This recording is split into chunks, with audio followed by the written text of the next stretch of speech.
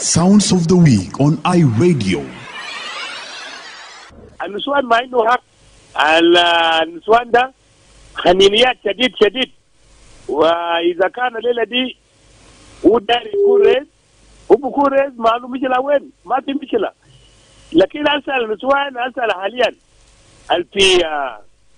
في حكومة بتاع وين وتانية أسأل طبعا هم من عينوه 2005 عمل قاعدين فوقه وجايين بالبيجن بتوعهم اللي كان زمان هم كان لسه في كافة دي يهودا هسه هم حاكمين فوقه.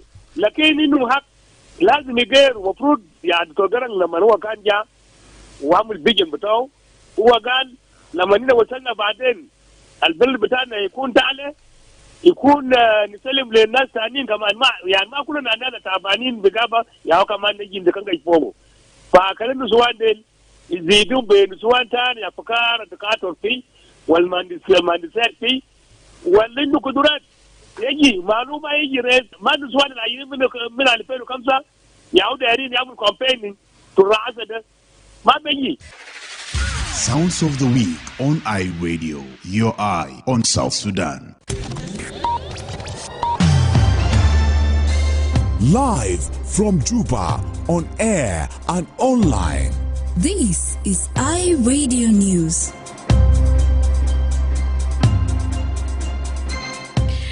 Hello, this is iRadio 1 o'clock news. First, here are the headlines.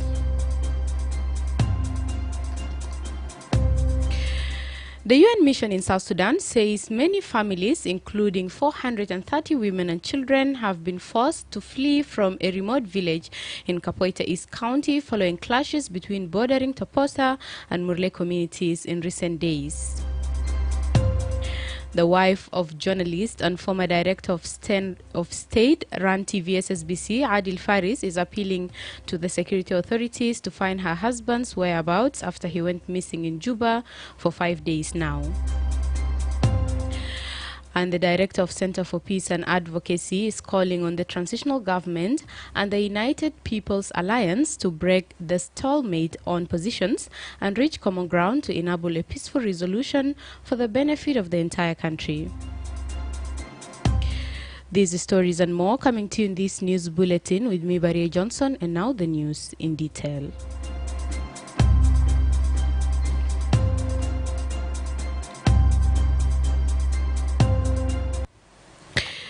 The UN mission in South Sudan says many families, including 430 women and children, have been forced to flee from a remote village in Kapoita East County following clashes between bordering Toposa and Murle communities in recent days.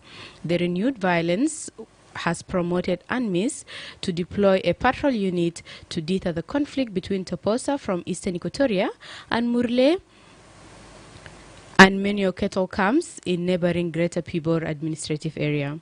And said its peacekeepers made the 10-day journey to Kwato Payam in Kapoita East to understand the community's concerns and assess the security situation.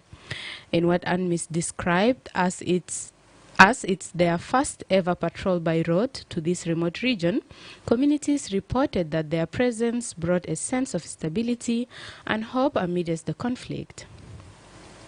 The Toposa and Murle communities have had a long history of cattle-related conflicts which have led to significant loss of life, especially among youth. In April last year, armed criminals from the Greater Pibor administrative area crossed into eastern Equatoria State where they attacked villages in Kwato Payam, killing 31 people and abducting 24 children. Thousands of livestock were reported to have been raided during the attack. As a result, neighboring J community have hardly accessed basic services in Kuron due to fear of being killed along the Lifeline Road linking Kapoita region to Buma County in Greater Pibor administrative area. UNMISS cited its Eastern Equatoria head, Guy Griffin, as saying, and I quote, "As a peacekeeping mission, we have a role to play in protecting civilians from threat of violence, and that is why we are working closely with the state authorities to foster peaceful coexistence between communities and their neighbors." End quote. The UN mission has pledged its full support for a peace resolved between the two areas. The wife of journalist and former director of state-run TVS-SBC, Adil Faris, is appealing to the security authorities to find her husband's whereabouts after he went missing in Juba for 5 days now. Journalist Adil Faris reported missing in Juba on 23rd January. Amira Al-Nahawi described the missing of her husband as a serious and concerning situation. She told iRadio that there has been no response from the authority or any updates on the search for Adil Faris, and warns his nearly a week-long disappearance mean various stakes. Amira Al-Nahawi narrated her ordeal to iRadio in an exclusive interview this morning from Cairo, Egypt. أنا أميرة النحوي زوجة الأستاذ عادل فارس مياض، بناشد كل الجهات الأمنية المختصة في جوبا بالبحث عن زوجي الإعلامي عادل فارس مياض، وهو إعلامي معروف لديهم. تم اختفاؤه من البيت يوم الخميس 23/1، وما في أي بيان رسمي من أي جهة حكومية عن اختفائه، ومشكل حالة نفسية سيئة بالنسبة لأولاده وخصوصا البنات. يعني أقل حاجة نحن عايزين نعرف مكانه وين، بياخد علاجاته، هو طيب، وكان الله في العون. The police are yet to comment. The director of Center for Peace and Advocacy, CPA, is calling on the transitional government and the United People's Alliance to break the stalemate on positions and reach common ground to enable a peaceful resolution for the benefit of the entire country. Termanyang Gatwich made the appeal as parties negotiating the Tumaini initiative differed in their positions, with the UPA maintaining that the process will produce a standalone agreement instead of being an annex to the 2018 peace deal.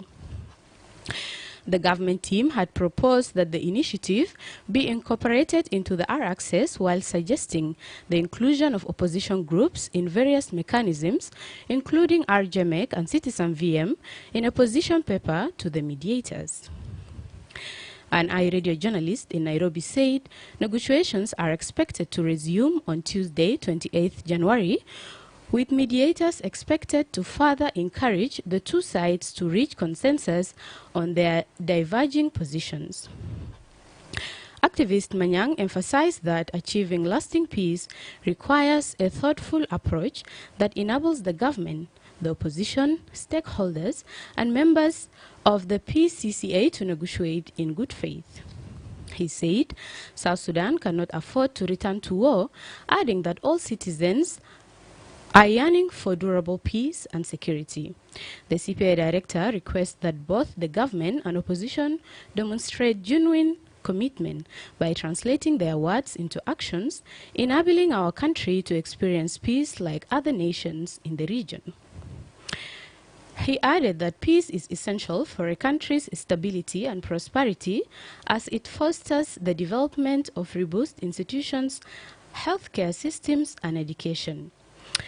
Termanyang said, and I quote, "Negotiation requires wisdom, understanding, active listening, and a commitment to promote peace in society.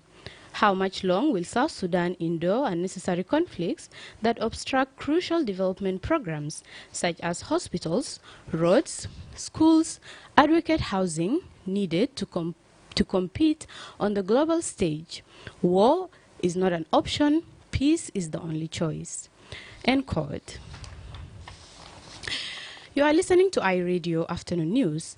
Peacekeepers from the UN mission in South Sudan have visited powerful spiritual leader known as Prophet Dakweth at his shrine to encourage him to use his deep connection to advance peace between armed youth in Jonglei State and Pibor administrative area.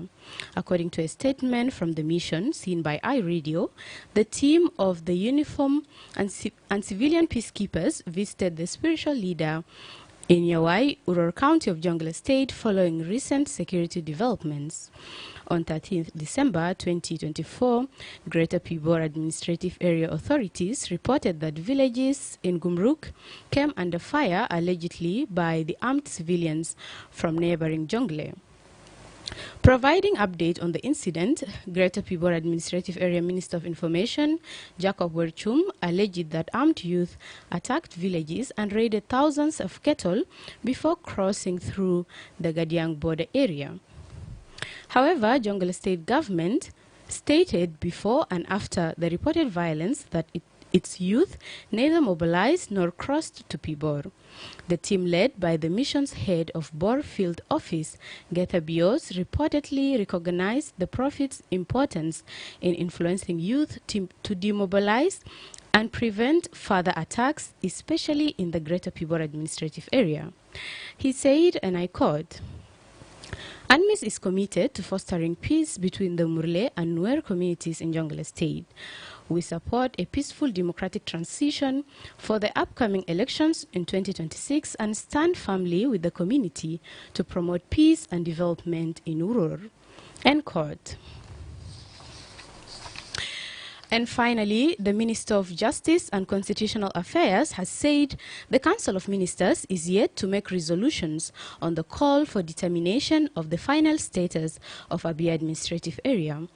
Minister Ruben Madol Arol says the Friday's agenda item addresses a critical constitutional matter concerning South Sudan's official position on Abia, a contested border region between South Sudan and Sudan. According to Minister Madol, this discussion aligns with the resolutions of the recent Governors Forum, which mandated that the Abia Legislature and Executive Committee present the issue to the national government for consideration. The minister emphasized that the resolution of Abia's status is pivotal and that the Council of Ministers' deliberations will significantly influence the government's direction on the matter.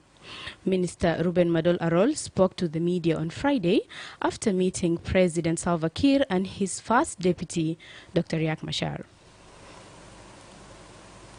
And on this item of the agenda for the Council of Ministers meeting, which is a constitutional matter, it relates to the position of the government of South Sudan in regards to the final status of Abia area. This is in conformity with the resolutions of the last Governors Forum, which required this matter be brought by Abia Administrative Legislature and the Executive to the national government to deliberate and make a position. It's been agreed by His Excellency the President that this issue be discussed at the level of the Council of Ministers. All will depend on the outcome of the deliberations at that level and the resolutions that the Council of Ministers will take. The Abia region, rich in oil and cultural significance, remains a point of contention between South Sudan and Sudan since the 2005 Comprehensive Peace Agreement, which granted South Sudan independence. The region's final status has yet to be determined, leaving its residents in a state of uncertainty. In December 2024, the Executive Council of Abia Administrative Area has endorsed the results of the 2013 referendum officially presented by High Commission of the Abia community. This came after the Deputy Chief Administrator of the region appealed to the government of South Sudan to endorse the outcome of the referendum, in which 99% of the Ngok Dinka voted to be part of South Sudan. You are listening to iRadio News, and now to the regional and international news with Madrama James.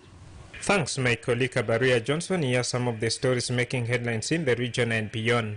Suspected Islamic fighters kill at least 20 Nigerian soldiers, including a commanding officer, after attacking an army base in a remote town in northern eastern Borno State. Boko Haram and Islamic State West Africa Province ISWAP fighters have mainly operated in Borno, targeting security forces and civilians, in the process of killing and displacing tens of thousands of people. The latest assault happened on Friday when ISWAP members arrived on a gun trucks and attacked the Army's 149 Cantonment Battalion in Malamfotori town, 2 soldiers and residents said. Elsewhere, thousands of Palestinians are returning to the North Gaza. Israel and Hamas reached a deal to free 6 hostages this week. The Palestinians had been due to return to north of the Nazaram corridor, a strip of land controlled by Israel, on Saturday. Hamas released 4 soldiers on Sunday, but not Yun, a civilian leading Israel to accuse Hamas of breaching the Gaza ceasefire deal. Finally,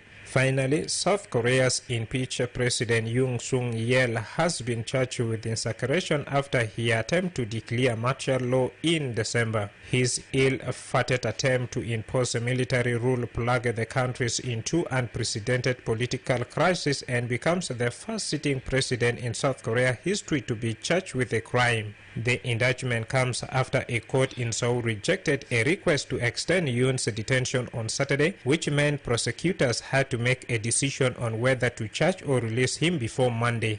These are some of the stories making headlines in the region and beyond. Back to you, my colleague Baria Johnson. Thank you, Madrama. And now to the sports news with Darlington Moses.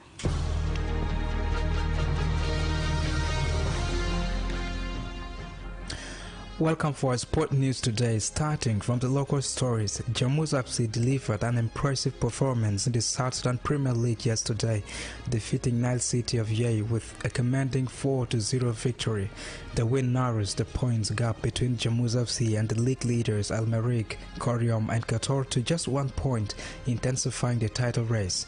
Felix opened the scoring for Jammus FC in the 24th minute, giving the team an early advantage. Johanna extended the lead with a second goal shortly after halftime in the 49th minute. The team's dominance continued in the second half, with Mohammed finding the back of the net in the 65th minute, followed by Tito sealing the victory with a goal in the 75th minute. In a separate match, Bentiu City and Yate Lion Hunter played to a goalless draw, sharing the points.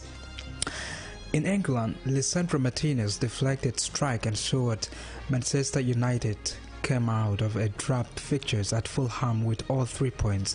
The quality of the game had been poor for more than 75 minutes as both sides struggled to create meaningful chances.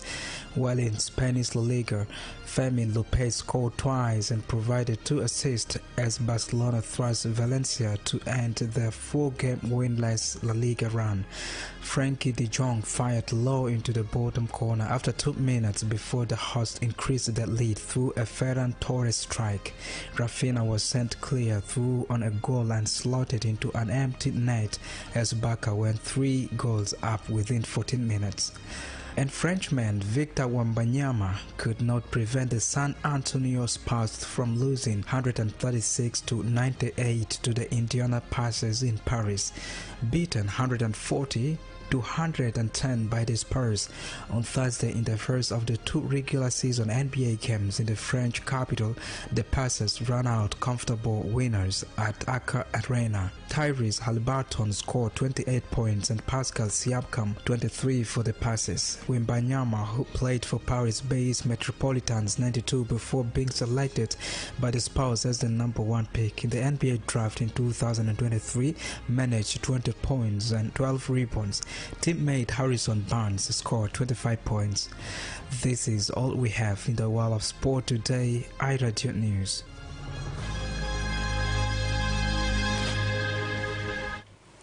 You are listening to iRadio News, and to end this bulletin, here are the headlines once again.